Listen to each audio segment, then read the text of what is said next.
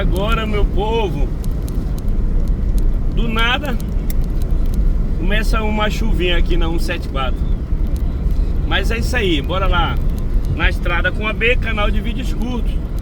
Nosso bordão é tudo de bom, hein? Vamos que vamos.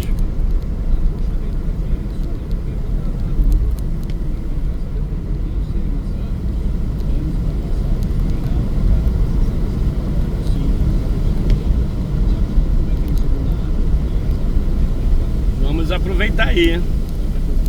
Essa chuva de dezembro, hein? Cintijão.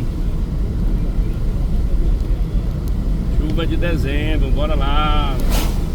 Hoje a estrada tá tranquila, meu povo, porque hoje são dia 16 de dezembro.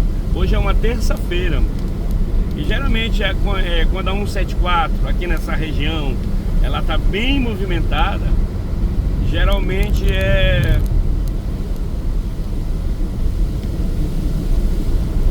final de semana, quinta, sexta, sábado, domingo também ela é bem movimentada, porque tem muitos balneários e o povo vem pro balneário.